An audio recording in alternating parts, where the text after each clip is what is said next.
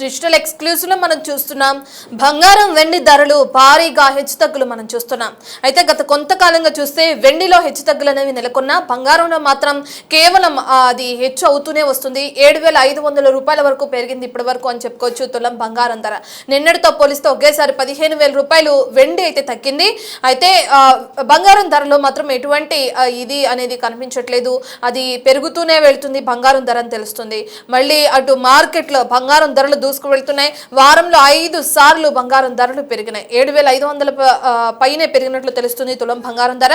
24 carrots బంగారం ధర 1,61,780 రూపాయలు ఉంది. నిన్నటితో పోలిస్తే 430 రూపాయలు పెరిగినట్లుగా కూడా మనకు తెలుస్తుంది. ఇక 22 క్యారెట్స్ బంగారం రేటు 1,48,300 వరకు ఉన్నట్టు చూస్తున్నాం మనం ఈ రోజు. వారంలో 3 సార్లు అటు వెండి కూడా రేటు హెచ్చుతగ్గులు కూడా జరగడం చూస్తున్నాం. వెండి బంగారం హెచ్చుతగ్గులకి ప్రధాన కారణం ఏదైతే ప్రపంచ వ్యాప్తంగా నెలకొన్న యుద్ధ వాతావరణాలని చెప్పుకోవచ్చు. ఒకరిపైన ఒకరు చేస్తున్న ఆరోపణలు అనుకోవచ్చు. మరో విధంగా చూస్తే ట్రంప్ విధించిన అధిక టారిఫ్లు, అలాగే ట్రంప్ ఎప్పటికప్పుడు చేస్తున్న వ్యాఖ్యల వల్ల మార్కెట్ అనేది కుదేలవుతూ వస్తుంది. ఇక ఈ విధంగా బంగారం రేటు పెరుగుతూ వెళ్తుంటే సామాన్య ప్రజల పరిస్థితి ఏంటి అనేది కూడా ఇప్పుడు ప్రశ్నార్థకంగా మారిందని చెప్పుకోవచ్చు. మరో పక్కన చూసుకుంటే వెండి ధర, బంగారం కన్నా వెండి ధరల్లో మనం హెచ్చుతగ్గులు చూస్తున్నాం. అంటే వెండి పెరుగుతుంది తగ్గుతుంది, కానీ బంగారం మాత్రం ఎక్కడ తగ్గుదల అనేది లేదు, కేవలం పెరగడం మాత్రమే చూస్తున్నాం. అయితే వెండి వరకు వస్తే వారంలో 3 సార్లు వెండి రేట్ అనేది పెరిగింది. కిలో వెండి ధర 2,85,000గా ఉంది. అయితే నిన్నటితో పోలిస్తే ఒకేసారి 15,000 వెండి ధర తగ్గడం జరిగింది. అయితే దీనంతటికి కారణం ఇంపోర్ట్ టారిఫ్ అని చెప్పుకోవచ్చా, ట్రంప్ చేసిన వ్యాఖ్యలు అనుకోవచ్చా? బులియన్ మార్కెట్లో మళ్ళీ అనిశ్చితి కొనసాగుతుంది. దీంతో బంగారం వెండి రేట్లకు మళ్ళీ రెక్కలు వచ్చాయని కూడా చెప్పుకోవచ్చు. సో ఏదేమైనప్పటికీ ఈ బంగారం హెచ్చుతగ్గులు కానీ, లేదంటే ఫ్యూచర్లో ఇంకా పెరిగే అవకాశం ఉందా? ఒకవేళ పెట్టుబడులు పెట్టేవాళ్ళు మరి ఇప్పుడు రేట్స్ అనేవి పెరుగుతూ తగ్గుతూ వస్తున్నాయి. ఇటువంటి వాళ్ళు బంగారం వెండి పైన మొగ్గు చూపొచ్చా లేదా? ఈ డీటెయిల్స్ అన్ని మనకు అందించడానికి మనతో పాటు ప్రభు గారు ఉన్నారు, బిజినెస్ అనలిస్ట్. ఆయనతో మాట్లాడదాం. ప్రభు గారు నమస్తే అండి. సో సార్, మనం చూస్తున్నాం ఇప్పుడు ఇండియా వైడ్గా చూసుకుంటే అందులోనూ ప్రధానంగా తెలుగు రాష్ట్రాల్లో ఇది పెళ్లిళ్ళ సీజన్. సో ఇప్పుడు సామాన్య ప్రజలందరూ మన భారత సంస్కృతి ప్రకారం ఏదైనా శుభకార్యం ప్రారంభిస్తున్నప్పుడు ఎంతో కొంత గోల్డ్ కొనడం అనేది ఆనవాయితీగా వస్తూ ఉంటుంది. ఇటువంటి క్రమంలో బంగారం రేట్ ఏ విధంగా పెరుగుతుందో కూడా మనం చూస్తున్నాం. అంటే సామాన్యులకి అందనంత వరకు వెళ్ళిపోతుంది రేట్ అనుకోవచ్చండి ముందు వెళ్ళిపోయింది కదా, మామూలుగా దాదాపుగా బాగా పెరిగిపోయింది కదా. ఎక్కడ గోల్డ్ ఇదివరకు 1 గ్రామ్ ఎంత ఉండేది, ఇప్పుడు ఎంత ఉంది. సో బాగా పెరిగిపోయింది. ఒక రకంగా చూస్తే అంటే బుల్ ట్రెండ్ అనేది బూలియన్స్ లో ఇంకా కంటిన్యూ ఉంది. ఎందుకంటే అన్సర్టనిటీ, క్లారిటీ లేదు. ఇప్పుడు అంటే ఫేమస్ లల్లు గారు అంటారు కదా, జబ్ తక్ आलू में समोसा रहेगा तब तक बिहार में लल्लू रहेगा ना. ट्रम्प जब तक रहेगा तब तक టరీఫ్లు ఐసా रहेगा. ఆయన ఉన్నంత కాలం టరీఫ్లు ఉంటాయి. ఆయన కొత్తది ఏదో ఒకటి తెస్తూనే ఉంటాడు. సుప్రీం కోర్టును కూడా పట్టించుకోనే ఇది ఉంది. వాళ్ళు నాస్టీ అంటున్నాడు ఆయన. సో ఇంకా ఫస్ట్ 10% అన్నాడు, మళ్ళీ 15% అన్నారు, మళ్ళీ ఇప్పుడు 10% అంటున్నారు. ఇంప్లిమెంటేషన్ 10% ఇవాళ నుంచి అంటున్నారు. అంటే ఈ క్లమ్జీ అన్సర్టనిటీ మార్కెట్ లో అవుతుంది.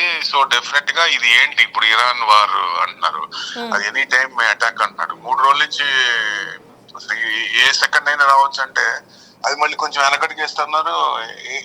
ఎట్టి పరిస్థితుల్లో అటాక్ చేయొచ్చు. కాబట్టి బూలియన్ మెటల్స్ లో, బూలియన్ లో ఇంకొంచెం ట్రెండ్ పాజిటివ్ ఉంది. ఇప్పుడు ఈ రకంగా కొత్తవి వస్తే ఇష్యూస్ ఇంకేదైనా కొత్తవి తెచ్చినా సో డెఫినెట్ గా గోల్డ్ కొంచెం పెరిగే ఛాన్స్ ఉంటుంది.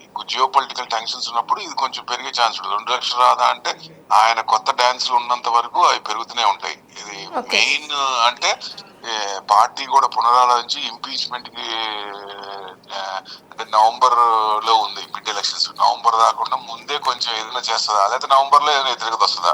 ఎందుకంటే ఆయన కొంచెం ఒక అడిగి వెనకేసాడు, కొంచెం మెత్తపడింది. ఎందుకంటే ఆ ఎలక్షన్స్ ఉన్నాయి కాబట్టి. ఆ ఎలక్షన్స్ అయిపోయిన తర్వాత మళ్ళీ విజృంభిస్తాడు ఆయన. ట్యాక్స్లు కానీ ఇప్పుడు మొన్న కూడా January 20th జాయిన్ అయ్యాడు. 2 నెలలు గ్యాప్ తీసుకొని 3 నెలల తర్వాత మళ్ళీ మొదలు పెట్టాడు కదా టెరిఫ్లని. సేమ్ అట్లానే నవంబర్ లో ఎలక్షన్స్ కనుక ఆయన పాస్ ఆన్ అయిపోతే, మిడ్ ఎలక్షన్స్ పాస్ అయితే మళ్ళీ డిసెంబర్ జనవరి నుంచి మళ్ళీ మొదలు పెడతారు. ఆయన నమ్మడానికి లేదు 80%. అందుకనే గోల్డ్ బూలియన్ ట్రెండ్ ఇంకా పాజిటివ్ ఉంది. ఆయన ఉన్నంత కాలం ఆ ట్రెండ్ అనేది అన్సర్టనిటీ అనేది కంటిన్యూ అవుతుంది. కాబట్టి ఈ ట్రెండ్ అనేది కొంచెం కంటిన్యూ కావచ్చు అనేది ఎక్స్పెక్టేషన్. అందుకనే ఎవరన్నా ఉన్నా ఇప్పుడు ప్రెసెంట్ ఇప్పుడైనా గోల్డ్ కొనుక్కోవచ్చు. అంత విపరీత ఇన్వెస్ట్మెంట్ గా కాకుండా అవసరం అంత ఎంత కావాలో అంత కొని పెట్టుకోవచ్చు. ఒకవేళ పెరిగితే అంత సంతోషం, అదృష్టం. అట్లా సిల్వర్ మటుకు లాంగ్ టర్మ్ లో మీరు పెట్టుకోవచ్చు అండి, ఏం డౌట్ లేదు. ఇప్పుడు ఎందుకంటే 3 లక్షలు దాటదా, 5 లక్షలు కూడా దాటే అవకాశాలు అంటే ప్రభు గారు గోల్డ్ అనేది పెరుగుతూనే ఉంది ధరలు మనం చూస్తున్నాం, మరి వెండి పైన ఆ ప్రభావం లేదంటారా అంతగా?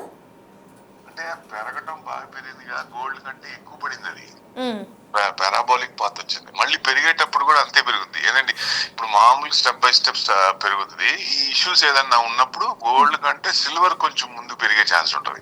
ప్లస్ ఇలా పెరుగుతున్నప్పుడు ఏంటంటే ఎక్కువ మంది ఫ్యూచర్స్ లో వాటిలో పెరుగుతుంది చేయాలి లేదా మిస్ అయిపోతున్నాం అనే ఉద్దేశం అట్లా కూడా MCX లో ఉంటది. కమోడిటీ ఎక్స్చేంజ్ లో ఎక్కువ పొజిషన్స్ తీసుకోవాలంటే అది కొంచెం యాడ్ అవుతుంటుంది, add fuel to the fire లాగా. అట్లా కొంచెం వచ్చే ఛాన్స్ ఉంది. అందుకనే ట్రెండ్ పాజిటివ్ ఉంది, ఇంకా బూలియన్ లో పాజిటివ్ ఉంది. ఈక్విటీకి సర్టనిటీ రావట్లేదు, ఇంకా ఆయన ఏవేవో చేస్తున్నారు, ఇవి అబ్జర్వ్ చేయాలి. ఇప్పుడు ఆయన 15% అంటాడా లేకపోతే ఇంకా పెంచుతాడా? ఎందుకంటే ఈ 15% 10% కూడా 150 డేసే, అంతకు మించి పోదు. ఆ 150 డేస్ అయితే భరించాలి అప్పుడు దాకా, ఎందుకంటే తర్వాత బిల్ పాస్ అవ్వాలి. బిల్ పాస్ అయితేనే అప్పుడు అది రిజెక్ట్ అవుద్ది. సో ఇవన్నీ ఉన్నాయి కాబట్టి షార్ట్ టర్మ్ లో కొంచెం ట్రెండింగ్, ఈక్విటీకి ఇబ్బంది పడుతుంది కాబట్టి గోల్డ్ మెటల్స్ కొంచెం బాగానే ఉండొచ్చు ఎక్స్పెక్టేషన్. ఇప్పుడైనా ప్రెసెంట్ పొజిషన్ అయినా గోల్డ్ అండ్ సిల్వర్స్, కాపర్ ఇవన్నీ కొనిపెట్టుకుని మీరు మంచి హై దాటదంటే హై దాటిపోయి ఫ్రెష్ హై కూడా వచ్చే అవకాశాలు ఉన్నాయి ఈ December 26 లోపల. ఈ ఇష్యూస్ కనుక కంటిన్యూ అయితే, ఆ ఇష్యూస్ లేవు, ఈక్విటీ పెరుగుతోంది అన్నప్పుడు గోల్డ్ కొంచెం డౌన్ సైడ్ కొంచెం ఉండి కన్సాలిడేషన్ అవుతుంది. సిల్వర్ మటుకు కొంచెం ఇంకా కొంచెం చిన్నగా పెరిగే ఛాన్స్లే ఉంటాయి. అది కొంచెం పడాల్సింది ఎంత పడాలో అది పడిపోయింది అది. సో ఇది కరెక్ట్ గా పొజిషన్స్ ప్రకారం వెళ్తుంది. అంటే బయింగ్ ఇదిలో అంటే ఫ్యూచర్స్ పొజిషన్స్ కాకుండా మామూలుగా వెళ్తుంది కాబట్టి ఇక కన్సంప్షన్ ప్రకారంగా చిన్నగా స్టెప్ బై స్టెప్ సిల్వర్ పెరిగే ఛాన్స్ ఉంటుంది. సిల్వర్ తో పాటు కాపర్ కూడా పెట్టుకోవచ్చు అండి ఎవరైనా సరే. కాపర్ అంటే కాపర్ ETFs కాపర్ బీస్ లేవు కాబట్టి కాపర్ స్టాక్స్ ఉన్నాయి, ఈక్విటీ స్టాక్స్ ఉన్నాయి, వాటిలో ఇన్వెస్ట్మెంట్ చేసుకోవాలి. అతి తొందరలో కూడా కాపర్ ETF, కాపర్ బీస్ వస్తాయి. అతి తొందరలో వచ్చినప్పుడు దాంట్లో కూడా ఇన్వెస్ట్మెంట్ చేసుకోవచ్చు. ఓకే అండి. పెట్టుబడులు పెట్టేవాళ్ళు మీరు చెప్తున్నట్లుగానే గోల్డ్, సిల్వర్, కాపర్ ఈ మూడింటి పైన పెట్టొచ్చు అంటున్నారు. అండ్ ప్రెసెంట్ సిచ్యువేషన్ చూస్తే మీరు ఇప్పుడు చెప్పిన విధంగానే ట్రంప్ చేస్తున్న వ్యాఖ్యలు ప్రధానంగా దీనికి ఆ ఎఫెక్ట్ అనేవి చూపిస్తున్నాయి. మరి ఈ టైంలో పెట్టుబడులకు ముందుకు వెళ్ళొచ్చు అంటారా, లేదంటే కొంత సమయం వేచి ఉండడం మంచిది అనుకోవచ్చా? ఎప్పుడైనా మీకు పెట్టుబడి పెట్టమంటే ఒక మొత్తం తీసుకెళ్ళి ఈక్విటీ బాగాలేదు కదా తీసుకెళ్ళి మెటల్స్ మొత్తం పెట్టకూడదు. 10 to 15% లేదా మాక్సిమం 25% మెటల్స్ లో పెట్టాలి. మెటల్స్ లో అది కూడా డైవర్సిఫైడ్ చేయాలి. ఇప్పుడు సిల్వర్ ఉంది, జింక్ ఉంది, కాపర్ ఉంది, అల్యూమినియం ఉంది, ఇన్ని ఉన్నాయి. సో బీస్ ETF లేనప్పుడు స్టాక్స్ లో పెట్టుకోవాలి, జింక్ అట్లాంటి వాటిల్లో, సో అట్లా కాపర్ వాటిలో. సో ఇవన్నీ కూడా డైవర్సిఫైడ్ చేసి పెట్టుకుంటే ఇప్పుడు దాన్ని డిమాండ్ బట్టి, ఆ ప్రోడక్ట్ డిమాండ్ బట్టి ఆల్రెడీ పొజిషన్స్ ఉన్నది కాబట్టి కిందకి రావడమా లేకపోతే స్టెప్ బై స్టెప్ ఇంకా కన్సంప్షన్ పెరగడం అనేది ఉంటుంది. కాబట్టి మెటల్స్ కి ఏం పర్వాలేదు లాంగ్ టర్మ్ కి. షార్ట్ టర్మ్ కి ఈ issues geo political tensions, economic concerns ఉన్నప్పుడు కొంచెం పైకి కిందకి మూవ్మెంట్స్ ఉండే ఛాన్స్ ఉంటుంది. బట్ లాంగ్ టర్మ్ లో white will dominate the yellow, no doubt at all. అదండి. అంటే ఈవెన్ కాపర్ కూడా మళ్ళీ సిల్వర్ ని దాటే ఇది కూడా ఉంటది, ఎందుకంటే ఇండస్ట్రియల్ యూసేజ్ కాబట్టి అది పెరిగింది కొద్ది. ఎందుకంటే మ్యానుఫ్యాక్చరింగ్ ఇప్పుడు దాకా ఇండియాలో లేదు. ఇప్పుడు మనం బడ్జెట్ లో వికసిత్ భారత్ బడ్జెట్ అనుకుంటాం, ఓన్లీ సర్వీసెస్ వీటి మీద ఆధారపడ్డాం. ఇప్పుడు మ్యానుఫ్యాక్చరింగ్ పెంచుదాం నెక్స్ట్ 25 years లో అనుకుంటుంది గవర్నమెంట్. సో అంటే ఇప్పుడు మ్యానుఫ్యాక్చరింగ్ పెంచినప్పుడు మరి కాపర్ యూసేజ్ ఎక్కువ ఉంటదిగా, సో డెఫినెట్ గా కాపర్ కూడా బాగా పెరిగే ఛాన్సులు ఉంటాయి. అవునండి. ఫ్యూచర్ లో ఏమైనా హెచ్చు తగ్గులు అనేవి ఇప్పుడు చూస్తున్నాం మనం ప్రెసెంట్ అయితే, ఫ్యూచర్ లో తగ్గే ఛాన్స్ ఏమైనా ఉంటుంది అనుకోవచ్చండి గోల్డ్? గోల్డ్ తగ్గడం అంటే మీకు ఇప్పుడు ఎందుకు అంత పెరుగుతుంది? రిటైల్ ఎంత పర్సెంటేజ్ అయినా విపరీతంగా అంటే బడబడా పెరగదు కదా. సో సెంట్రల్ బ్యాంక్స్ ఎవరైతే కొంటున్నారో వాళ్ళు ఎక్రూయింగ్ ఆపట్లేదు, అది మనం చూడాలి. మార్కెట్ స్ట్రాటజీలో మార్పు రాలి, అక్కడ బయింగ్ జోన్ లోనే ఉన్నారు. ఎందుకు చేస్తున్నారు? వాళ్ళ స్ట్రాటజీ ఏంటి? క్రైసిస్ వచ్చినప్పుడు బయటపడటానికి. అంటే అన్ని కంట్రీస్ కి ఒకేసారి క్రైసిస్ రాదు, ఒకటి మేజర్. సో ఎవరికన్నా వచ్చినప్పుడు వాళ్ళు అమ్ముతారు తప్ప మిగతా వాళ్ళు అమ్మరు.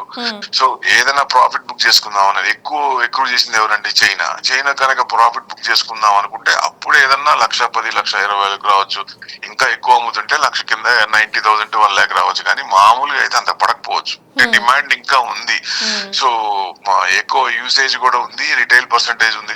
ఈవెన్ స్టూడెంట్స్ కూడా ఇప్పుడు కాలేజ్కి వెళ్ళే స్టూడెంట్స్ కూడా వాళ్ళు ఇచ్చే తల్లిదండ్రులు ఇచ్చే డబ్బుల్లో డిజిటల్ ఎంత ఉపయోగపడిందంటే వాళ్ళ దగ్గర ఉన్న 100 రూపాయలతో కూడా డిజిటల్ గోల్డ్ కొంటున్నారు యాప్ ద్వారా.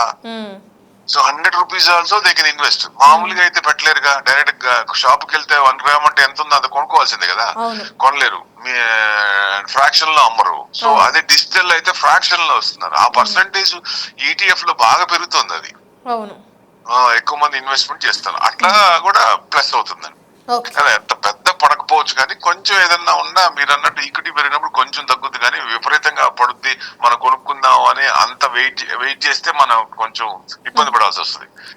సో ఏదైనా మనం స్టాగర్డ్ మేనర్ లో కొంచెం చిన్నగా కొనుక్కోవడం గోల్డ్ మంచిది. ఇన్వెస్ట్మెంట్ లో అంటే మీకు హ్యాపీగా కాపరు సిల్వర్ లో చేసుకోవటం మంచిదండి. ఓకే, థ్యాంక్ యూ ప్రభు గారు, థ్యాంక్ యూ అండి.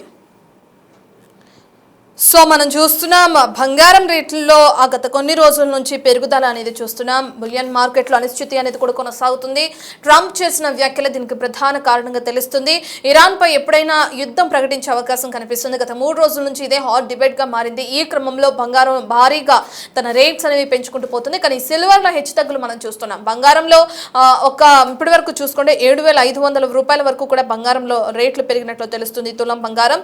కానీ వెండి మాత్రం ఇప్పటికే 15,000 తగ్గినట్లుగా కూడా మనకి సమాచారం అందుతుంది. సో ఈ ప్రకారం చూసుకుంటే పెట్టుబడులు పెట్టేవారు కొన్ని రోజులు వేచి ఉండే అవకాశం కూడా ఉండొచ్చు. మరో పక్కన చూసుకుంటే కేవలం గోల్డ్ సిల్వర్లో మాత్రమే కాకుండా ఇప్పుడే మా బిజినెస్ అనలిస్ట్ ప్రభు గారు చెప్పినట్లుగానే కాపర్ పైన కూడా ఇన్వెస్ట్ చేసే అవకాశాలు ఉన్నాయి.